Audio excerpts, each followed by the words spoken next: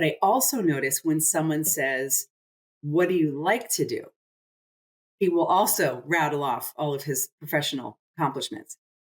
Never defines himself. He never says, "I'm a dad," or "I like to play soccer," or, I'm a husband, I'm married, I got a great wife. He will get to that eventually. He does know he has a great wife and great kids, and he does have interests outside of law offices of Craig Goldenfarb. But his autopilot response is always just to define himself as a worker, a hard worker. And that's the construct I'm trying to break down in him. I'm trying to say, no, that's not where your value lives. That's just where your money lives. That's not where your human value lives. Welcome to Great Practice, Great Life by Atticus Incorporated. What if you could hang out with successful small and solo law firm attorneys, ask them about their successes and failures, their business strategies and mindset habits, then take an insight or two to guide your own growth in your practice? Each week, Steve Riley shares an in-depth look at how to work less while maintaining high client service standards, reduce your stress levels while growing your income, and find time to make changes when you are time-starved. Steve is a lawyer coach for more than 20 years and a former trial attorney. His goal is to provide strategies to help you balance your lives and grow your practice. Now, here's Steve. Hey, it's Steve Riley. Welcome to Great Practice, Great Life. We have an incredibly special episode for you today. I'm so excited to share it with you because we have what I've nicknamed the better Goldenfarb. I have Colleen Goldenfarb, the life partner of Craig Goldenfarb, on today's episode. And she's here to share with you a radically different perspective that a lot of our audience doesn't get to hear. Now, to set the stage properly, Craig and I have been friends for a long time. Craig's been a client and supporter of Atticus for a long time. And I didn't think Colleen was actually a real person until I met her a couple of years ago because he would always reference Colleen, who I'd never met. And I got to meet Colleen, and I really got an incredible perspective of what a powerful woman she was. And Colleen spoke for the second time publicly at our summit in front of 400 attorneys, which in itself is a crazy, crazy thing to do with your second public speaking. She has a tremendous level of courage, tremendous level of authenticity, but she's really here today to talk to us about a very unique perspective and from her heart. So, Colleen, I just want to welcome you to the show, welcome you, and thank you for everything that you've done at the summit and everything that you do with Craig and everything you do for our community. Thanks for being here. Thank you. I appreciate that. You have an incredible sense of humor. You're a lot of fun to talk to, a lot of fun to do things with. So, you know, feel, feel, f- to feel That's my free please keep going to keep gesture. going, Sorry. keep going gesture, keep going. So feel free to run any direction you want in this conversation. But your presentation at the summit was very unique, which was really titled "How Come Work Gets the Best of You and we get what's left of you." And your opening line was fantastic. So if you could just talk to me about that opening line that you opened up the summit with, or open up your game changer presentation with, and let's just flow from there. Okay, that's a perfect way to start from the beginning. The reality is, I came up with this line, or people might think I came up with this line for my lecture. And the truth is, it's authentically something Craig and I have genuinely talked about, which is you're so stressed out. You have so much work going on, and all you want to do is cryogenically freeze. You don't want your family to go away. You love them, but you want to freeze them and stick them in a closet for like a week so that you can get caught up at work. And I know everybody has felt that way. And it dawned on me like, why are we freezing our family instead of freezing work so that we can be with our family? Like, that seems the more natural method that we should be living our lives with. And so that's why I posed that question. And interestingly enough, I would say more than half the people raised their hand and said they felt the same way. So it's something that resonates with everyone who's hardworking, I think. I think it's a totally great question. I think for me personally, there have been quite a few times where if I like, okay, if I could just freeze this, go finish what's stressing me out at work, and then come home, life would be good. But life doesn't work that way. And why did you choose that particular open? Like, what was the motivation for you behind it? Because I wanted to set the tone for work is important. Everything, the people in that room, all 400 of them, by the way, I met a lot of them, very dynamic people. I just got goosebumps. I'm not joking. Dynamic people who are intelligent and learning and how to run a business. I mean, just powerhouses. But I wanted to focus on what goes on behind the scenes of being that dynamic attorney, business owner, et cetera. Because as the person in my relationship who is the behind the scenes person, I see what's the great and mighty Oz. I peek behind the curtain a little bit, and I get to see what goes on in the backstage of what Craig is doing. So I wanted to draw everyone's attention to that's great. You're wonderful attorneys. You're wonderful business people. You're here to learn. Yay, you. But let's talk about what your people are going through behind the scenes. And that's why I posted that way. Yeah, you kind of made a joke almost, or not a joke, but you created a metaphor around climbing a ladder of success and talking about how glamorous life was. And you were kind of saying that tongue in cheek. So talk more about that for me. So I said in my talk that we were struggling and sweating our butts off climbing a ladder that ended up being the wrong ladder. And what I mean by that is, so we both, when Craig and I first met, we both were in grad school. He was in law school. I was getting my master's degree. So we met each other at the same point in life where we were up and coming, ready to tackle the working world, et cetera. Then we got married and we both were working, and then we had children. And that was when my life completely unexpectedly shifted to a more traditional, I'm going to stay home with my kids instead of pay someone to raise them for me. And he would go off to work. So I found myself falling into that stereotype. I'm the housewife at home. I'm taking care of everything domestically, which is fine. Hard work, no shame. It was hard work. But I fell into the patterns of being okay that Craig was never home and that he was coming home sometimes 8 o'clock at night, 8:45 at night, sometimes after the kids were already asleep, which means he didn't see them the entire day. And I was okay with that because he was making money. We were going on trips. I had a beautiful house. I had all the things I needed. And I just justified in my head, oh, well, this is how it's supposed to be. If you want all these nice things, house, trips, Louis Vuitton handbags, then you have to give up having a close relationship with your partner because he's got to go make the money, or she. I don't mean to be sexist. I'm just speaking from my personal experience. And I bought into all of it. I thought that was just how life was. And then one day I woke up and I was like, man, I'm unhappy. Man, I'm lonely. Man, I really miss my husband. And I just decided, this probably happened in my 30s, my late 30s, as I was approaching 40. 40 is such a milestone for everybody. And I just said, you know what? This is not the path I want to be on. I don't want to climb this ladder anymore. And so we sat down and we had a heart to heart. And I said, we need to figure out a way that I can still be married to you and have love and affection and attention and all of those things that we had when we first met. I want those back. And that was the beginning of breaking down our ladder and building a new one. Yeah, because right when you told him, he immediately adjusted, right? Yeah, right. No, I will say Craig has not yet completely adjusted, but that's okay. Yeah. That's okay because we're both a work in progress. So you die with your inbox full at work. You die with your inbox full at home too. So it's okay. We're working on it.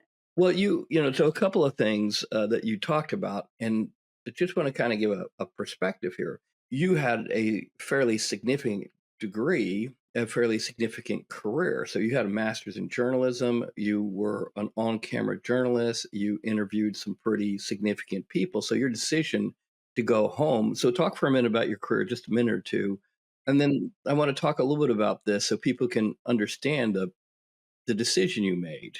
And there's a lot of people listening to this that their spouse has made that decision. I don't care if it's man or woman, they've made that decision. There's a lawyers that run successful practices that husbands are at home, being, the at home dad taking care of the kids because the mom is a huge income producer.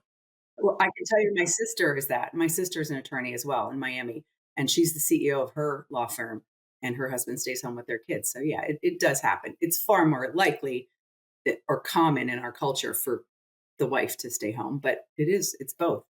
So yeah. Sorry, what was your question, Steve? So let's just talk for a minute. What were you doing before you had kids? What was your career? Okay, yeah. So I have an undergraduate degree in broadcast journalism, and I have a master's degree in mass communication. And then I ultimately, for about 10 years, worked as an on-camera news reporter and anchor. And I've covered the gamut. I was a features reporter, which was a lot of fun. That was doing the fun stories. And then at one point, I was a medical news reporter, which was fascinating. I'm not a doctor, but I like to play one on TV, as they say. I'm fascinated with medical news and medical science. I loved it. And I've done general news. I've done crime beat. I've covered courts. I've done it all. I've reported live in the middle of a hurricane and almost gotten electrocuted by my microphone. I got shocked in the rain. It was awful. I've seen my share of gruesome murder scenes and accident scenes. And I've interviewed heads of state and one president. And briefly, it wasn't a sit down interview like 60 minutes, but I did get to do some Q&A with Bill Clinton at the time, which was really fun. So I'm not afraid of hard work. I'm not afraid of being successful, all of that. But when I got pregnant, I will tell you, up until the day I delivered, my plan was to go back to work. And I told my work that I'll be back in 3 months. It's going to be great. Don't worry about it. It's just a little detour on the road. And when those 3 months were up and I had that child in my arms, I couldn't do it. I interviewed nannies. I went to daycare centers, and I couldn't do it. That was just for me. I couldn't do it. So I decided to do the more traditional stay-at-home lifestyle, and I just said, okay, well, I'm going to be the best mother I can possibly be, and I'm just going to rock it the way I did at work. And the jury is still out on whether or not it worked. Talk to my kids; they're in therapy, so who knows? But yeah, that was the road we chose together, and Craig supported me on it completely, and that's how I got here. So you focused being, like you said, the best mom possible, and Craig went off and focused on being a provider. And the original title to this presentation was radically different. Yeah. What was the original title? Do you mean the title at Craig's Summit? Yeah. Can I use a bad word? Yeah, well, we can always bleep it out. If the real title was Your Identity as a Provider is Bullshit. And that was the title. Yeah. And that was actually Craig's idea. And I mean, I love him. He came up with that title because he knows full well that this story that we tell ourselves, that we have no choice but to work the long hours that we work and work as hard as we do, is because we are the provider. We have to support our family. That's a story that we tell ourselves so that we can sleep at night. It's not true. It's just not true. Why would you say it's not true? I personally believe that no one can be as successful as I don't even know what to compare it to, but I think it's hard for people to reach the pinnacle of their success alone. And there are people that are alone that reach a high level of success, but they're not fulfilled. I don't think. That's just my humble opinion. But I think that to be wholly and fully successful in life, being successful at work is only one piece of the puzzle. And I think that if you have interpersonal relationships with the people that are most important to you in your life, that is where success lives. It's interesting because the distinction provider, like the concept for provider, really is not a holistic term. And what I mean by that is there's some times in my life where I've joked with my wife where I'm like, sometimes I just feel like a plow horse. You hook me up to the wagon, I go to the practice, I plow the fields, I bring back some cash, I get up and I do the same thing again. And when I start to redefine myself as a plow horse or a provider, I start to close off my biggest fan and my biggest cheerleader and my biggest supporter, because now I've redefined myself. I'm not redefining myself as a partner. I'm not defining myself as a husband. I'm not defining myself as a father. I'm defining myself as like a cog in a wheel. So I think the provider term, in Craig's distinction in your conversation around it, is fairly important. What are your thoughts on that as I kind of give you feedback from my perspective as a struggling provider? Okay, so you hit the nail on the head, Steve. And the first thing that came to my mind when I heard you say that is, oh, you're so much more than just that. You're not a plow horse. I know you personally. You're an amazing human being, and you deserve to be not just recognized, but you deserve to experience your amazingness in other areas than just as a provider. So that's the first thing I would say. But the second thing is that it's interesting you say that, because I notice when Craig and I are out in public and someone introduces themselves to Craig and says, "Oh, what do you do?" Because that's in our culture. That's the first thing we do is, "What do you do?" We need to know. We need to frame everybody in who they are as an employee, or what they do for work. That's their value in our culture, which is, I think, sad. But so anyone will say, "Oh, what do you do for a living? What do you do?" And Craig will say, "Well, I'm an attorney and I'm a business owner," and he'll just rattle off all of his professional accomplishments. But I also notice when someone says, "What do you like to do?" he will also rattle off all of his professional accomplishments. Never defines himself. He never says, "I'm a dad," or I like to play soccer," or I'm a husband. I'm married. I got a great wife. He will get to that eventually. He does know he has a great wife and great kids, and he does have interests outside of law offices of Craig Goldenfarb. But his autopilot response is always just to define himself as a worker, a hard worker. And that's the construct I'm trying to break down in him. I'm trying to say, no, that's not where your value lives. That's just where your money lives. That's not where your human value lives. Well, let's stay there for a second, because what you're addressing, like you said, is somewhat at the core of the issue. And a lot of the attorneys that we advise and support think that going to the office and achieving may allow them to check certain boxes. Like I'm able to provide that nice house. I'm able to give that great vacation. But they start to become, I think you said it well, hollow. And one of the reasons we call the podcast Great Practice, Great Life is to try and get people to rebalance, looking at how am I doing on the life side of that equation. The great practice is fairly easy for most lawyers. It takes a little bit of time. They get their business skills under them, they get their legs under them. They start making money, they start doing really, really well. And then they suddenly realize, yeah, I'm out of balance. Like I'm out of balance. And they start to notice in the tension in their relationships. And this is something that I think happened to you at the summit, where people came up and talked to you a little bit about how the presentation resonate for them and connected for them.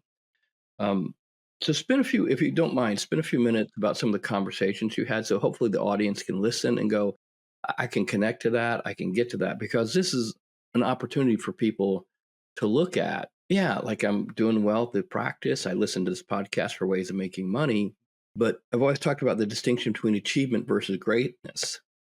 You can achieve a lot and create a great, perfect, impressive resume. But greatness is where you find the fulfillment and meaning. And I think that's really where you're coming from. So you had different conversations with people. So talk to me for a few minutes about what your experience was. I did.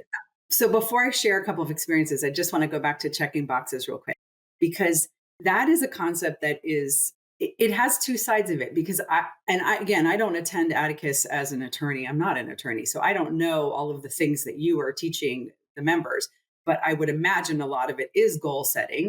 And you could define setting goals and then achieving them as checking boxes. So I'm not saying that checking boxes is a bad thing. I'm saying when you're just trying to rush to check it off and move on and not be present to what you're actually accomplishing, that's when it gets a little murky, in my humble opinion.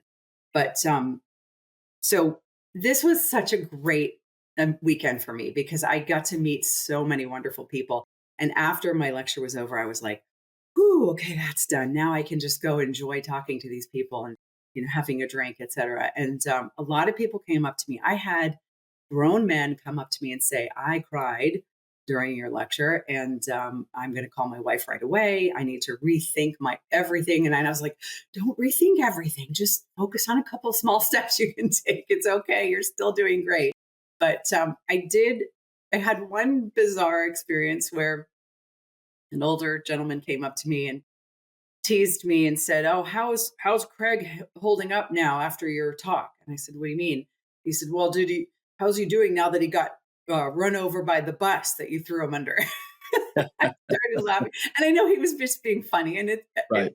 I took it that way. But there was a part of me that thought, I didn't throw my husband under the bus. This was created by both of us together. I had full permission to share all the stories I shared. And the reason we did that together is because we're building our best life together. This is not me telling Craig what he needs to do to be better. This is us together deciding what we need so we can be better and happier. So that's the first thing I want to clear up. I did not throw my husband under the bus. I shared some difficult stories with the intention that they might resonate with everyone listening. But the other thing that was interesting after talking to a few people was some of the women that came up to me. And these are women who, as you know, are attorneys and running practices. They're dynamic, intelligent women. They, I think one woman came up to me and said, "Oh, I loved your story about Craig not locking the door." Should I share that on the podcast? I can Yeah, tell. let's talk about that just for a second. I'm going to tell this one story that is kind of funny.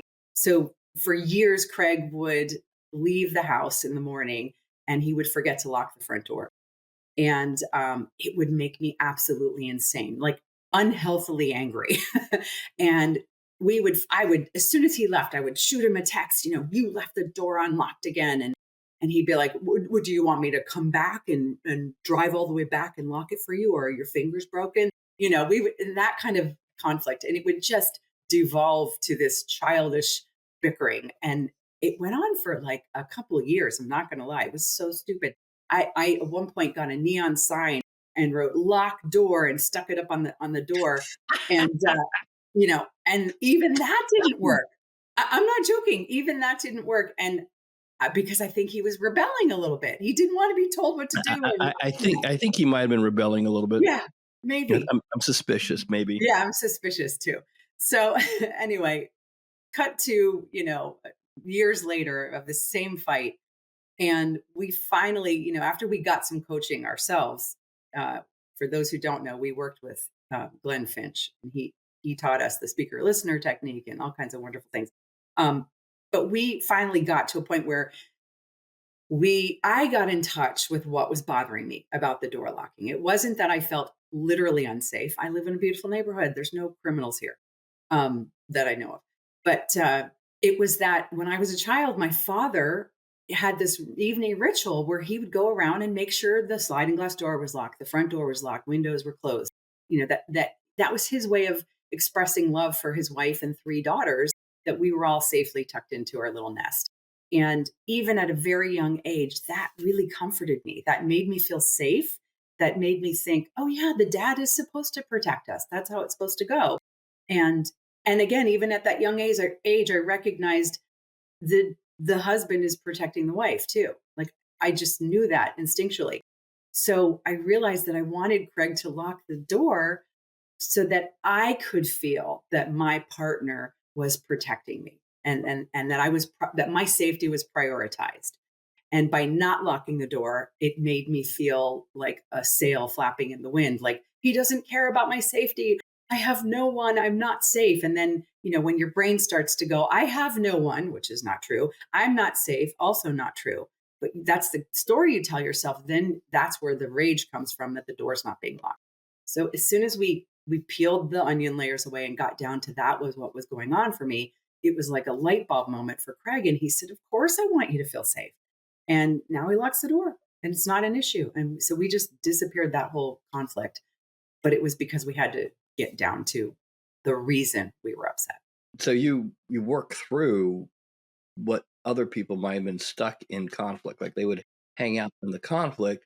Somebody's trying to be right, the other person trying to be wrong. You're trying to fix the other person. And the one thing that you said that I kind of scribbled on a note real quick is that you can spend a lot of time trying to fix your partner. It doesn't work. It doesn't work. Or you can spend a lot of time collaborating with your partner, creating a better future together that you can build together. Yeah. And if your partner is open to it and hears it and really connects that, it's a very powerful way of approaching the relationship. And I, instead of trying to say, okay, let me see if I can fix you, let me see what I can do to recreate and create a more powerful relationship for us. And that's how come I think the provider distinction, the plow horse distinction, the thought there immediately shuts down the ability of the person who's defined themselves as a provider or plow horse in my case. And they don't have the capability then of collaborating. They're just like, I put myself in my own box, so to speak. So you're in your box, I'm in my box. Don't try and fix my box. I won't try and fix your box. And that's really not what you're proposing. It's the exact opposite. Well, to that point, I have to own up what I was doing too. So it is a two-way street. And I had to own up to what I was creating in domestically that was making Craig feel uncomfortable in our home or feel not safe to be himself. And that was that's when I talk about setting boundaries, which we can certainly talk about. But we finally figured out that it was not working for Craig, that every time he would get home from work, I would jump on him. Not literally, but I would pounce on him with, let me tell you about my day. Or let me tell you what those kids did to me today. And let me tell you how stressed out I am right now. I need your help with this. I can't do this alone. And just kind of like, and he's going, I just got back from the office. Like, can I have a few minutes? And so we created some boundaries for him because he was coming home later and later from work. And I didn't realize it was because I was pushing him away. And I was creating an environment that wasn't relaxing. It wasn't comfortable for him. And he didn't want to come home to that. So, this is a two-way street. Let me be very clear. I'm never going to ever tell a room full of 400 dynamic lawyers and business owners that they need to stop doing X, Y, and Z because they're ruining their relationship. That is never what I'm going to say. I'm going to say together, you and your partner need to decide what does work for you and what doesn't. And you need to own your own garbage and address that as well. One of the challenges that you have in growing your practice, trying to make more money, trying to have a great life, is how do you stay focused and not frantic? It's a big challenge. So for a moment, I just want to talk to you about one of the tools that we recommend. It's transformative for anyone that adopts it and uses it. And it's called the My Great Life Focus. Now, for some of us, we might call it the My Great Life Planner, but it's not just for anyone. It is designed specifically by lawyers for lawyers. It's really a strategic focusing tool to help you take control of your time and focus, and helps you focus on what matters most to you, your great practice and your great life. This is how it works.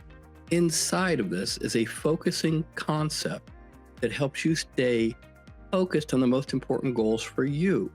It actually coaches you on things like prompts and questions, and it gives you an actionable plan how to achieve it. The goal here is for you to produce high impact results, not another ever-ending to-do list. You have to-do lists in your task management in your CRMs. You have to-do lists being flung at you. Really what you're trying to do is get focused and decide what are the most important things to you. And this tool is designed to help you gain better control over your time and focus, strike the balance between your work and personal life, help you elevate your marketing, help you build a more focused team and improve your strategic delegation. It helps you boost your cash flow and profitability while creating the life you enjoy. If you look and you're a user of the My Great Life Focus, you know every week you get to do the cash flow focuser. So I know we talked about this tool in other episodes. You've heard a lot of our members talk about this tool. Some of you are like going, oh my God, it's a paper planner. Yeah, it's paper. And there's a reason for it being paper, because I want you to step away from the screens. I want you to take a moment to make good decisions and decide what does a great week, a great day look like to you. So you can get the planner. I'm going to put a link in the show notes. You can get a subscription. If you're a member, it's included. So take advantage of the member. And if you start a subscription, I'm just going to tell you, it will change your life. I've been using it for 20 years, and I just could not imagine my life without this particular tool. With that, I'm going to encourage you to get started building that great practice and great life by using the most foundational transformative tool, which is the My Great Life Focus. I think it's perfect. I think it's perfect. In my relationship with my wife, I had to create some boundaries as well, which was don't talk to me about work or cash or money before 8 a.m. That's great. Like, yeah, don't let me have coffee. Let me, before I start getting a to-do list, just let me wake fully up, figure out where I'm at and what I'm doing, and don't talk to me about work, money, people, issues after 8 p.m. So between 8 and 8, it's fair game. But after 8, please just, don't do this. And it was kind of the problem was I wasn't doing a good job to create space for her to talk to me about things that were causing her concern. I thought she had everything handled at home. She had everything handled here, everything handled there. And she didn't. And she didn't know how to talk to me or how to approach these things. So these little ambushes, like while I'm in the shower, suddenly I start getting peppered I've with. done that. You've done that? Yeah. So Yeah. the shower ambush is always great too. And really coming from her perspective, a desperate need to connect and talk. So as I talk about this, I just want the audience to listen and to say, there might be friction points in your relationship right now. You're having some resentment and things aren't working very, very well. And typically, and I can only speak from my perspective as a lawyer, and what we'll do is we'll go work, because at work we have control. It's very difficult to fire your spouse, but it's easy to go to work and have control. Colleen, I had this attorney who worked for me, and we had this tradition where we encourage people to take, their birthday off. And she had a significant birthday, and she comes in like 10:30, 11 o'clock wearing business clothes, business suit and everything. I'm like, hey, today's your birthday. I thought you were going to take today off. She goes, nope, I would rather work than be at home. Here, people respect me and listen to me. At home, I don't get the respect and people don't listen to me. So I'd rather be here today to celebrate my birthday. Went to her office and went to work. And on one hand, I felt really sad, like, oh my God, like, yeah, it kind of sucks. On the other hand, I totally got it. Like, I totally get it, totally understand. Come on in. What would you like to do? What would you like to do for lunch? See me if you need anything. And I totally get it. Like, she felt better there than at home, which I think, and I want you to talk about this for a moment, because you did a great job at the summit talking about this. You have alcoholics, you have people who have drug addiction. In our industry, anxiety is 3 times the national average, depression's twice the national average, alcoholism's double the national average. We overachieve as lawyers at really bad things. Suicide's triple than the national average. So we're really good at bad things.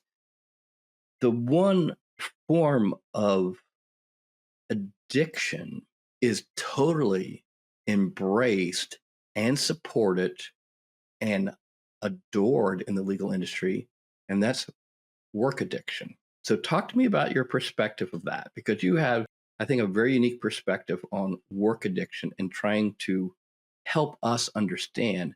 It's a thing that you brought to the community that was really, really unique and very powerful. You came from a completely different viewpoint. And I hope people listening hear this not as a criticism, but as an opportunity to hear how they might be showing up in the world to the most important person that they've committed to. So talk to me about your perspective of that, please. Okay, well, let me first say I don't have a unique perspective, because every single partner who's married to a work addict knows exactly what I'm going through. But it's unique to the people that were sitting in that room, because they're the ones that are addicted. So, and from that perspective, yeah, it's unique. And that was the whole reason Craig originally asked me to come speak to his attendees, and because we lose sight of what's going on at home sometimes. That was actually very brilliant, by the way. I totally get that. I didn't see it until you said it, but thank you. That was actually brilliant. You're welcome. So, yeah. So the thing about work addiction, and I am not an expert on any of this. I just have experience, life experience.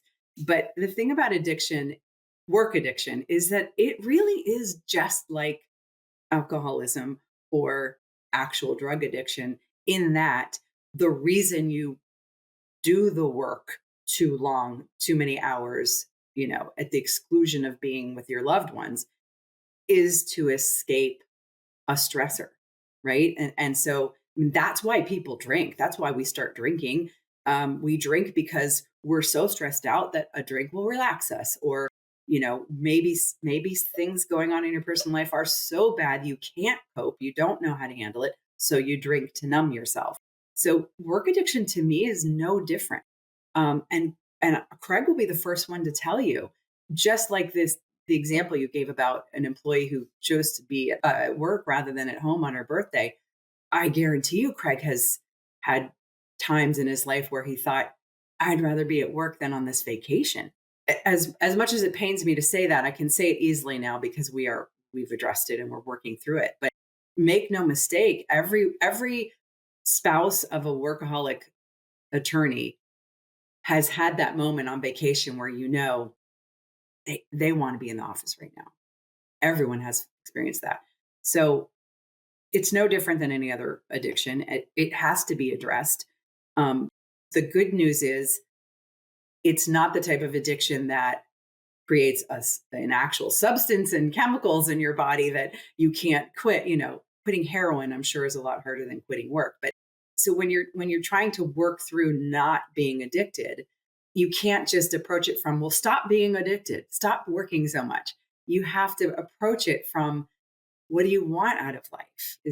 What is it that you want at the end of your life? What do you want a year from now? What do you want 10 years from now? What do you want, on the day before you check out?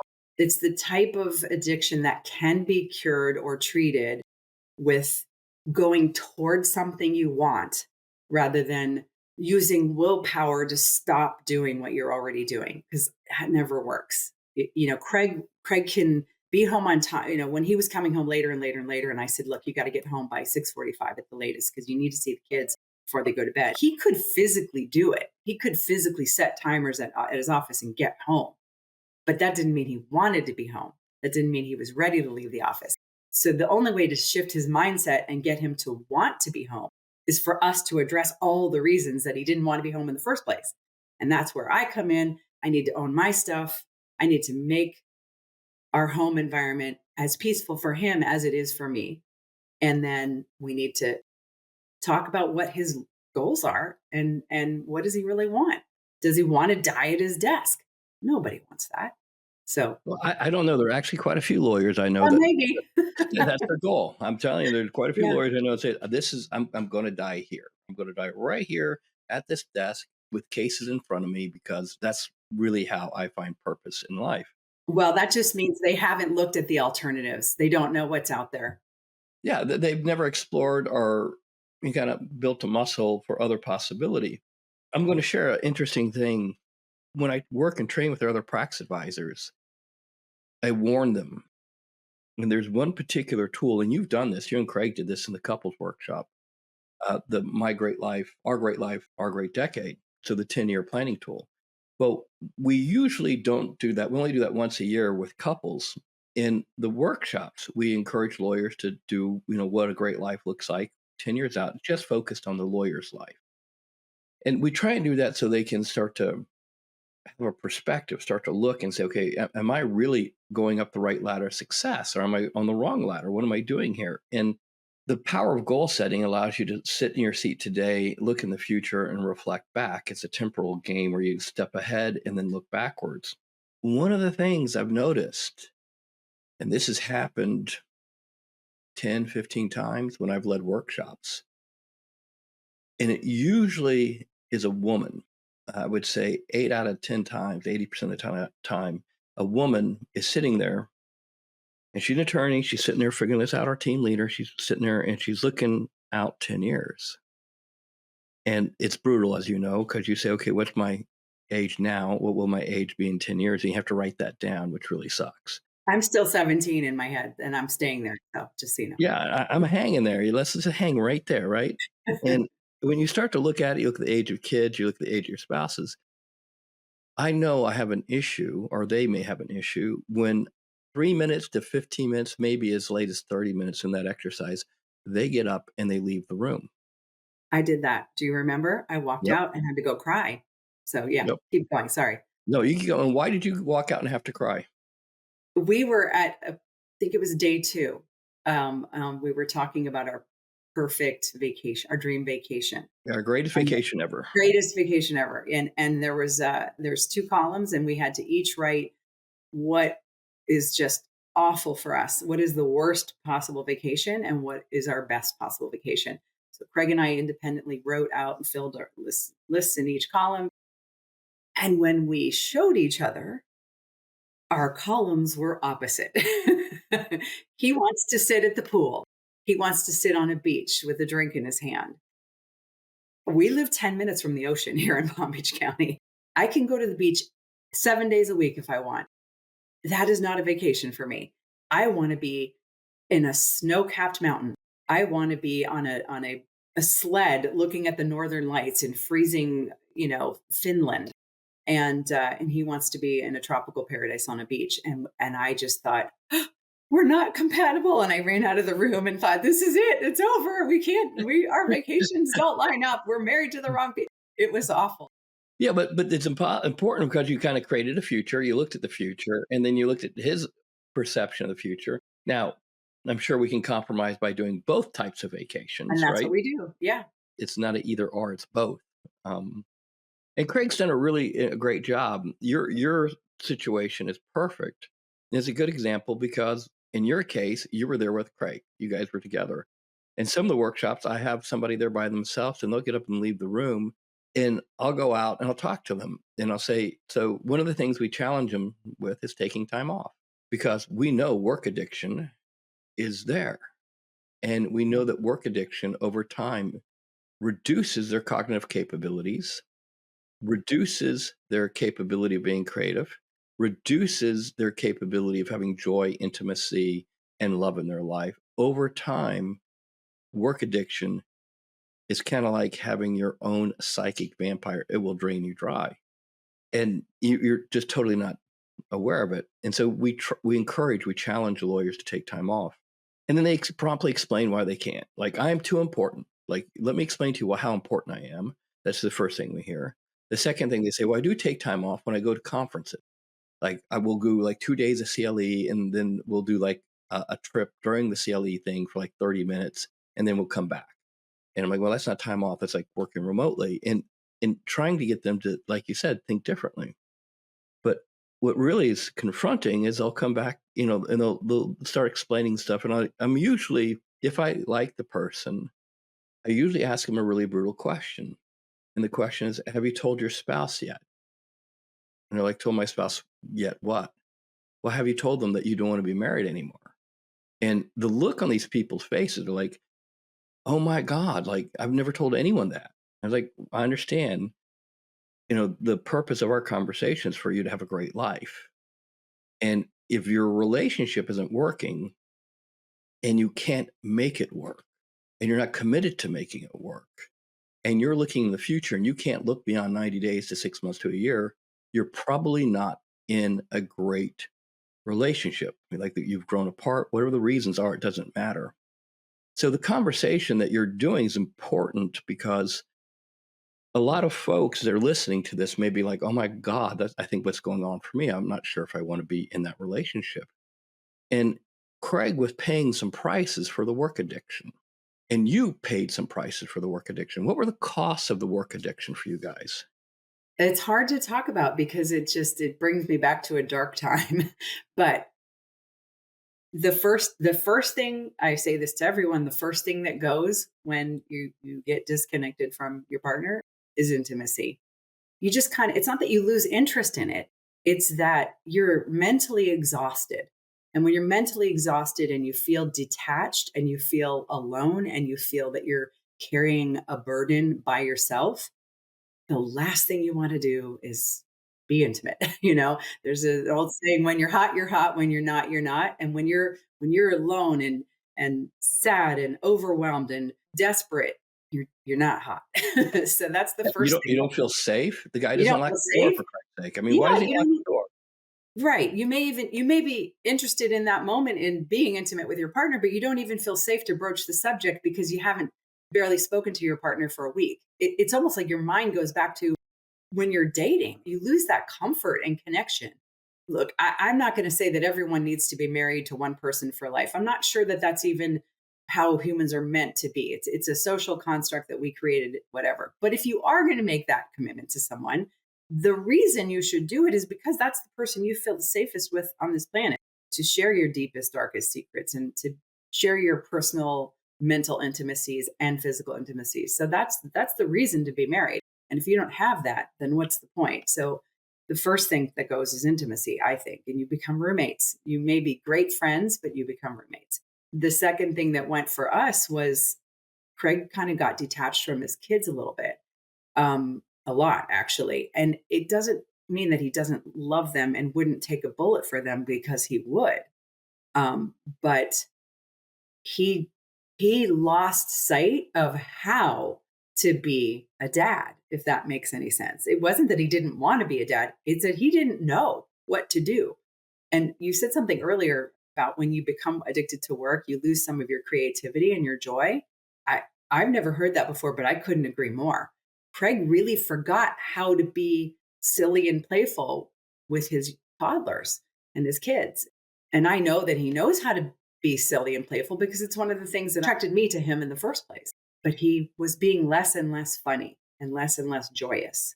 And he was just becoming this automaton that was, getting up every day, going like the workhorse you were talking about, going to work, doing it every day. Not like he didn't like it; he loved it, but it was killing his individuality. It was killing who he was as the person I married. I'm going to assert that they don't love it. I'm going to assert that most workaholics don't love it.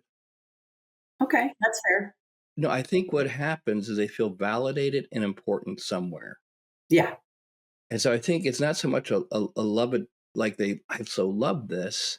They may rationalize it like they love it, but I think they just feel validated. Like my attorney colleague who was like, at least here I'm respected and appreciated.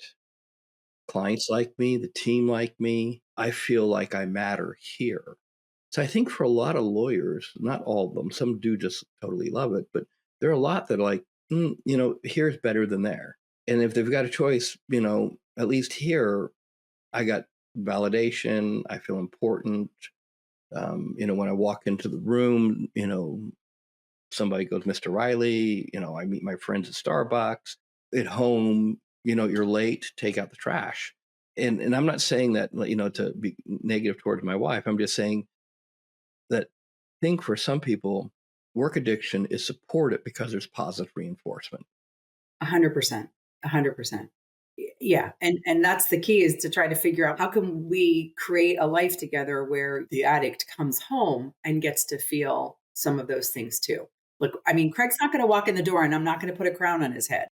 No, So, but no. but if home is the opposite of work, then of course the scales are going to be tipped in favor of work. So we've got to balance the scales out a little bit. So as people are listening, what was the pivot point? Because at some point, you and Craig together pivoted. And an addict is an addict. Because I guess my wife will listen to this.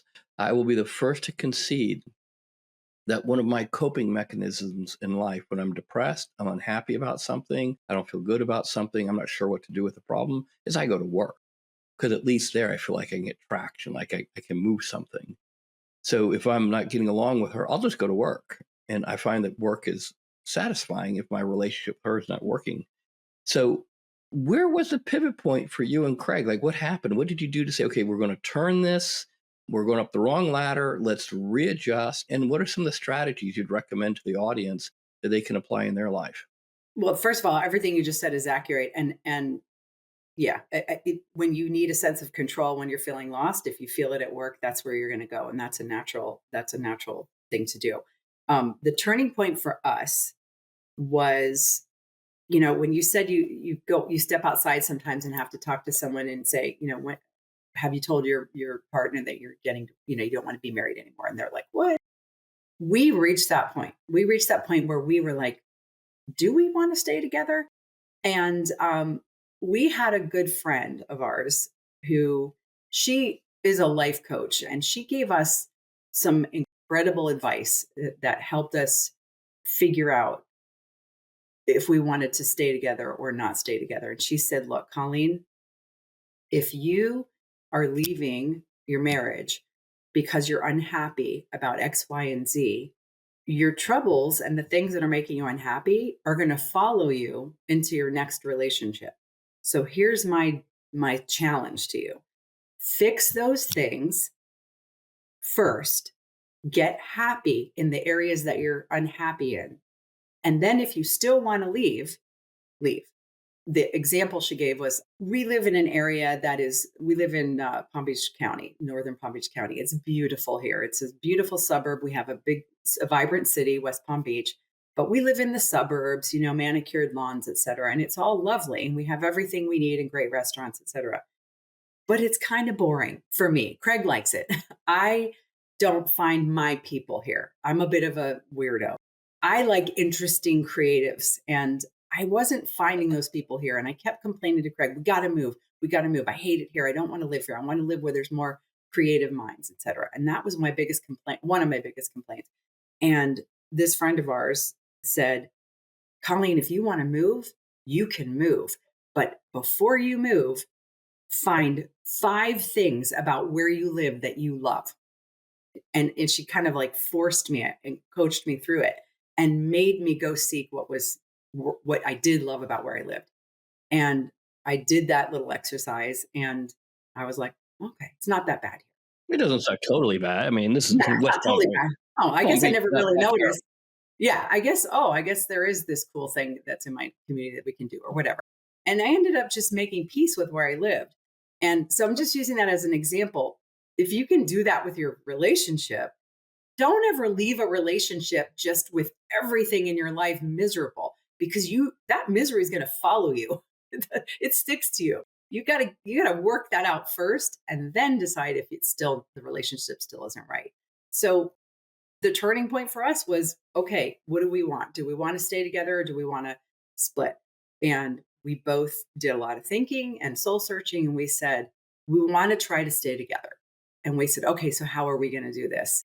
That was when we started working with Glenn and Glenn Finch, who coached us, teaching us the speaker listener technique and teaching us how to call a timeout when we're having an argument for the 5,000th time about the same topic that we always have arguments about. And, he just gave us some really great tools so that we could get happy by ourselves and then reevaluate. Once we were both happier, then was the relationship working? And great thing for us was, when we're doing well and we're clicking and we're connected and we're cranking along together, and there's more joy and there's more laughter and silliness, then we totally are great partners. And we're like, oh no, this is the right guy.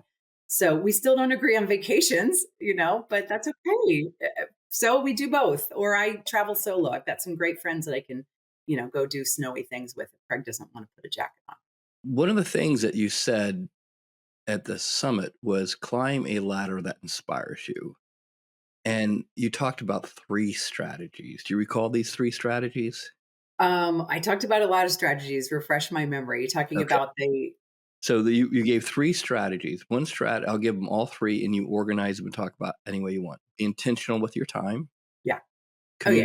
Communicate to learn, and design your life. And one of the things that you said, which I really loved as a quote, is life is automatic. Living takes planning. So talk to me about intentionality. Talk to me about communicating to learn, and talk to me about life design. Okay. This is my favorite topic to talk about. So, life is automatic, meaning that your heart will continue to pump, your blood automatically. Your lungs will take in oxygen and breathe for you. But waking up every day and going, I'm really excited to be me, that doesn't happen automatically. Or maybe for very few people it does, but I don't think it happens for anyone. I don't think the Dalai Lama wakes up every day going, my life is wonderful. I think even he has to plan. And so that's what I mean by be intentional with your time. We have a finite number of days on this planet. We don't know how many days we're going to get. So we have to assume it's going to be less than we'll think it's or what we would want. And if we live our lives that way, then we can plan. We can say, okay, I don't know how much time I have. I'm gonna make every day count. I'm gonna make every, interaction with the people I love count. So that's what I mean by be intentional with your time. And that for Craig and me means we got to set some time boundaries. And that's back to what you talked about, no talking about business before 8 a.m. or after 8 p.m. I love that. I'm going to incorporate that into my life. I think that's a brilliant one. For us, it was creating a buffer zone for Craig so that he could come home every day from work and have a good 15 to 20 minutes where he would allowed his brain to slip out of work mode and slip into partner mode. And he needed that transition because he was coming home and his head was still doing emails. His head was still texting people. His head was still talking to his, a litigation team. So I needed to give him that space to just unwind. Instead of having a glass of wine, he would just have the time to wrap up his day, and that would calm him. And that's one boundary. And it helps me with my expectations. I no longer expect to jump on him and tell him about my day because we have the time planned in. It makes me more relaxed because I know that when those 15 to 20 minutes are up, I get Craig. He's mine. And it works for both of us. And if I'm in a better mood when he gets home, he's in a better mood and life is good, and then also set time boundaries, work, there's a time to work and there's a time to play. And Craig blurred those lines a little too much. And so we brought him back to reality and said, okay, it's Saturday. There will be no work today, period. This is playtime. So, and it took him a while, but he's there now. Well, it's a life design conversation. So one of the things I've learned, and I know you and Craig have been intentional around this. I want you to talk about it for a moment. That you said, if you're not planning that great life, then that great practice will consume it. And I try and explain this to people. I have a very difficult time taking a day off at home. And if I don't have something really interesting and fun to do, forget it. I'll just go to work. So when you look at, as a couple, what are some of the practices, the strategies, some of the things that you and Craig do to design your great life as a couple? So we use, I think, correct me if I'm wrong, but I think this is the same goal setting setup that you teach to your Atticus members about their great practice. We apply those to our personal life and our great life together. So we do follow to this day what we learned from you actually about having weekly meetings, going over our weekly goals, our 90-day goals, our 1-year goals, our 10-year goals, and our lifetime goals. And that comes back to what I said earlier, which is you're never going to get a work addict to stop wanting to be a work addict if you're nagging him or her and trying to convince them that what they're doing is bad or wrong.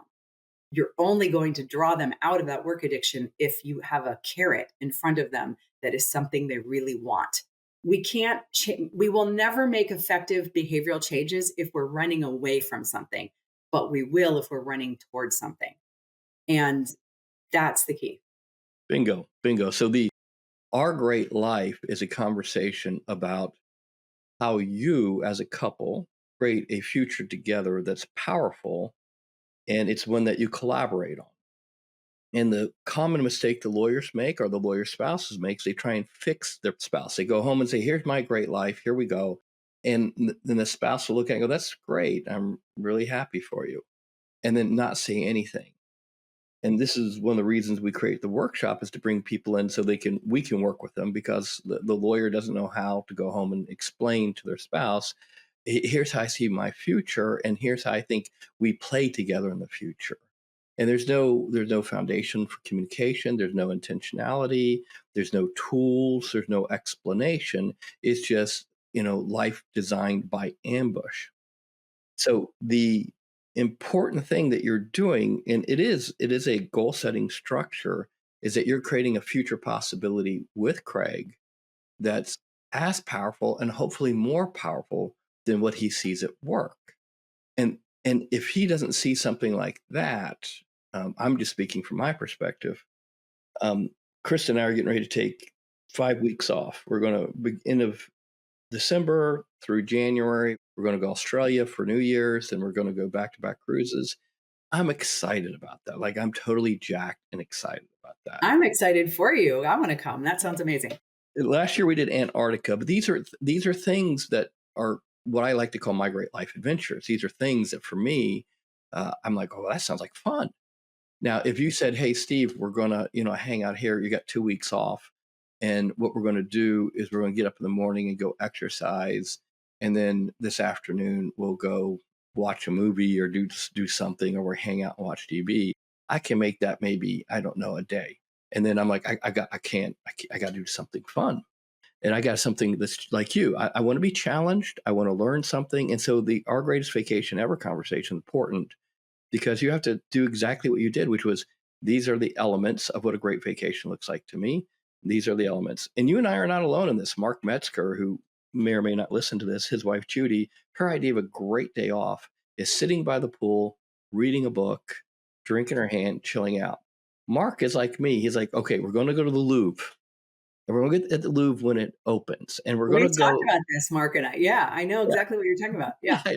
And we're going to see Winged Victory, and then we're going to do this, and then we're going to do that, and then we'll have lunch here. You're going to be in charge of this day. That's exactly right.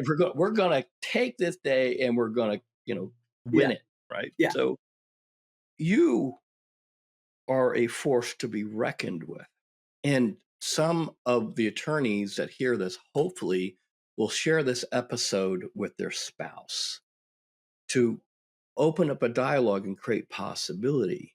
And how would you talk to the lawyers that are listening to this about how to talk to their spouse about, okay, maybe perhaps my name is Steve and I might perhaps be a work addict, and I would really love to create a bigger future with you, and I'm not sure how to do that, and I'm very clumsy at it. I know how to do this work thing, the great practice thing, but I don't know how to do a great life thing with you. What advice would you give them? Because you're on the other end of that. I would say that the first thing that needs to be done is a good sit down. Create a time where you have no distractions. Kids are taken care of if you have kids, et cetera, and sit down and say, let's have a heart to heart. And for us, it was, I just asked Craig the question, are you happy? And he said, honestly, no. And I said, great, me neither. Okay, we can work with this. We're not happy right now. We can build from there. Now we know what this is. Just both told the truth. Yeah, here's the basement. How do we get up to the attic? So then what I did was I said, do you remember how happy we were when we first met? And he's like, yeah. I said, well, guess what? I'm still that same person and you're still that same person. So our circumstances haven't changed who we are. So would you like to get back to where we were when we first met and we were crazy about each other? And he's like, yeah, that's what I want. And that was the carrot that we dangled in front of us together, was that we wanted to get back that feeling that we had when we first were together, where we thought the other person was the greatest thing ever. And how lucky am I to have this person in my life? And that's what we wanted. That's how we want to feel. When I check out at the end of this journey of life, I want to look back and go, that was the man for me. That was the relationship for me. And what a ride. And so the first thing you do is you talk about, what do you really want? And it's okay. You have to be vulnerable. You have to be willing to lay it on the table and say, I'm unhappy. This is not working for me, blah, blah, blah, blah, blah. And listen to it authentically, and not with curiosity and not with judgment. Don't take things personally. You have to just go, yeah, we're both in this same boat together. So this is not a slam on me or a slam on Craig. It's we're stuck here together. So let's figure out how to build the bigger boat. The next thing I would say is I think a lot of people ignore addressing their relationship conflicts or issues because they're overwhelmed at the thought of what it would take to get back on track. That in a way that's the metaphorical having a glass of wine to numb yourself to the stress, right? You just kick the can down the road. So what I would say is if you can reshape how you think about that process, because it is daunting, it is a lot of work, it is potentially a lifelong journey. Um, if you reframe it as I get to rebuild our relationship with using the parameters that I decide, that's a positive thing. And there is no universal what's the right thing or what's wrong. For one person, their life goal might be to climb Mount Everest. And I can tell you, Craig and I think of that and we're like, who the hell wants to climb Mount Everest? That sounds like the most miserable thing. What? Craig and I have a joke. We have a joke in our marriage that there's just certain things in life that look great on paper, but in reality are the worst. Gazpacho. Gazpacho is disgusting to me. Everyone's like, oh, I went to this fancy restaurant. They have the best gazpacho. Yuck. Couples massages. That sounds so romantic. Who wants to be in a room getting a massage with another person also getting a massage and you're hearing their breathing and maybe their masseuse talks to them and you got to hear that conversation? No, couples massages are the worst. The list goes on. But so what's great for one person who might love couples massages is not great for another, and that's okay. So together you get to build what really is exciting for you. So that's a positive way to spin it, which is wow, we hate couples massages together. Rock it, and so that's how I would frame it is look at this as a positive thing. It's fun. It can be a lot of fun. It has been a lot of fun for Craig and me. We've done some outrageous things that we never thought we would do. And it's all good. So don't be scared. So you had a great call to action, and I wrote it down. And I'm going to state it, and you can correct it if I got it wrong. Because you said, how come work is the best of you, and we get what's left of you. You asked the question, what would it look like if you brought the same intention, the same energy, the same commitment to that relationship that you bring to work? And that was really the core. At least that's what I was left with. Is that a fair assessment? That's 100%. I'm glad you got my message. That's exactly what I intended. And the reality is everything we've talked about today, work addicts go to work because that's where they feel most comfortable. That's where they feel in control. That's where they feel safe. That's where they feel they can be their authentic selves. If you felt that way in your personal relationship and you felt that way at home, you would be unstoppable. You would probably have superpowers because that is where the chef's kiss of life lives, is feeling that way in both environments. You're unstoppable. And this is the powerful thing that you bring. I try and explain to lawyers that if you want to have a great practice, build a great life, because a great practice will flow from a great life. But if you just build a great practice, you can never buy a great life, no matter how much money you make. And it requires just what you brought to this podcast: intentionality, energy, commitment, authenticity, courage. And those are the things that you brought today. So any last things you want to say before we wrap up? I'm just going to say, if you take none of the advice I gave today, take one thing, which is stop being enemies with your partner. Your partner is not your enemy. If you view them as your lifeline, your rope team, the person you need the most in the world, you will view them with a different level of respect. And that's a great place to start building your best life, I think. That's a beautiful thing to say. Thank you. You rocked it. It took courage to go up there and do what you did. It took courage to share what you shared. It took vulnerability. It took courage from Craig. My hope is that this conversation today will help save at least one relationship, and will have somebody take a step back and ask the question, what would my life look like if I brought the same intention, the same energy to my most important relationships that I do at work. So I just want to say thank you from the bottom of my heart. Well Thank you, done. Steve. I appreciate that. Thanks so much. It's been a lot of fun. Well done. Thanks for joining this week's episode of Great Practice, Great Life. Please tune in weekly to get the next episode. If you enjoyed the episode, please subscribe, like, and don't hesitate to share it with a friend who you think this episode can help. With that, thanks, and I hope you enjoy next week's episode.